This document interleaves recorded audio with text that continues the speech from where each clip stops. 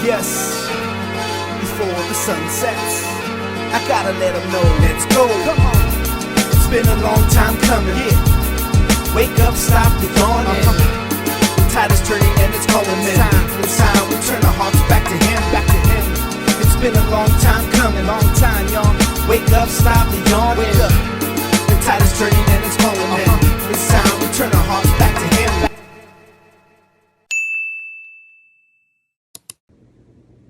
Hi, and welcome back to our study in the book of Genesis. This is part 2 of Genesis chapter 1. Last time, you'll remember, we looked at the first day and all that took place that day. We read verses 1 through 5, where it says, "In the beginning, God created the heavens and the earth. The earth was without form and void, and darkness was on the face of the deep. And the Spirit of God was hovering over the face of the waters. Then God said, 'Let there be light,' and there was light. And God saw the light that it was good, and God divided the light from the darkness. God called the light day, and the darkness he called night.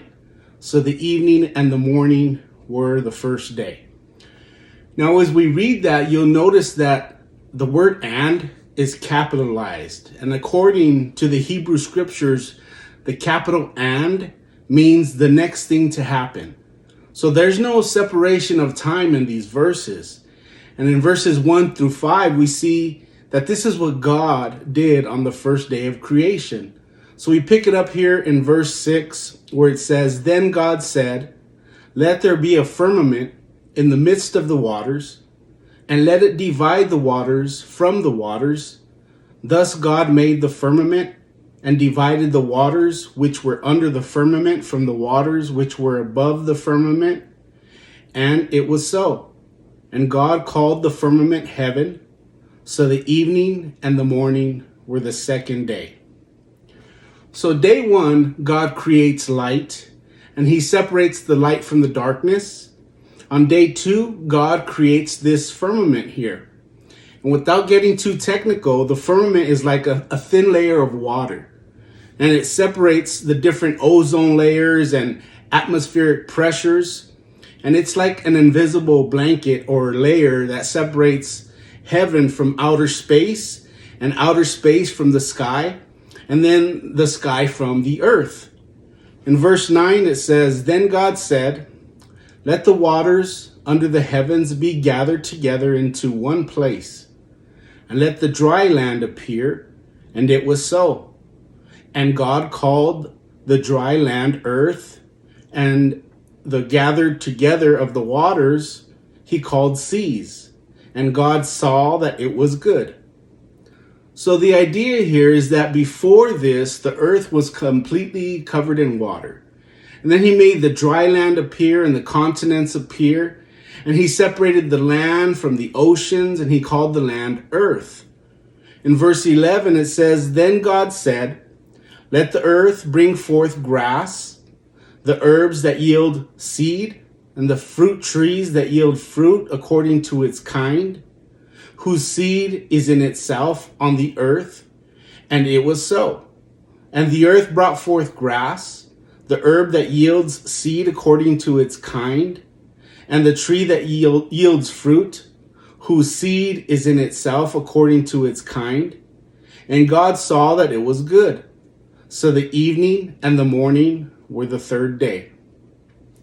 So here we have day 3 in the creation process. And all this grass and herbs and trees are all created before the sun and the moon. The sun and the moon aren't created until day 4. So if God were to have created the plants and vegetation in figurative days, meaning thousands of years between time, then these plants wouldn't have survived, and they would have become extinct, because plants, they need sunlight to grow. They need sunlight in order to survive. So life on planet Earth wasn't slowly evolving over millions of years like some scientists want to say, but Earth was in fact directly created by God himself in this step-by-step process. It's a step-by-step creation process. So everything from the trees to the plants and all that God creates, including Adam, was created in its full mature form. So the next time somebody asks you, did the chicken come before the egg? You can say, yes, it did. So we also see the importance here of this phrase where it says it 10 times in this chapter. It's the phrase, according to its kind.